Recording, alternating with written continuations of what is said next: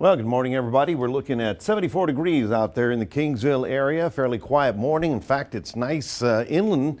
We've got some fog along, not fog, but low clouds along the coast, but inland it is clear and fairly quiet. 74 degrees with humidities on the rise. And of course, you probably noticed the strong sea breeze yesterday afternoon. That is bringing back the moisture. And so, you know, it was nice to not have that humidity there for a while.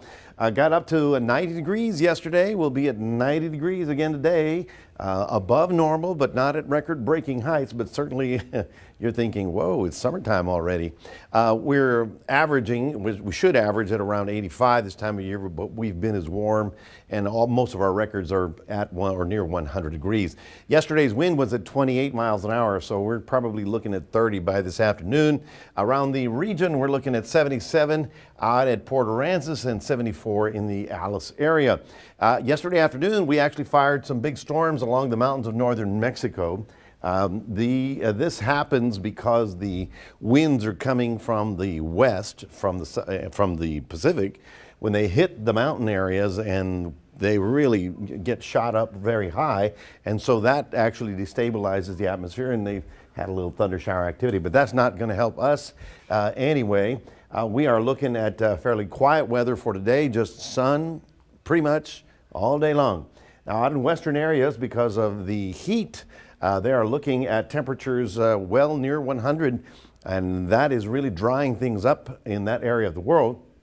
Let's take a look at the big picture, and you can see we've got a little stationary front up north, a developing storm right about here, and of course that's also giving us that high pressure that's really sinking the air and making it very warm. Get low to these temperatures. We're looking at, of course, us in the 90s, but San Angelo 106 and 99 in Lubbock.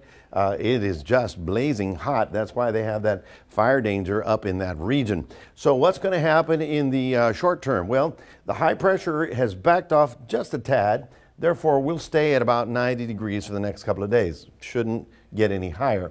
The southwest will continue very hot until about Wednesday. This little frontal system is actually just a dry line, but it's going to come through. It may trigger a few clouds on Wednesday, but that is actually only going to help to back off that ridge of high pressure. Now, in the long term, there is a stronger front expected here, probably over the weekend. So let's see how we can hold this thing together. So on the hot side, or hotter than normal for this time of year, dry line coming in Wednesday with maybe a cloud or two, but that's really kind of just dry air.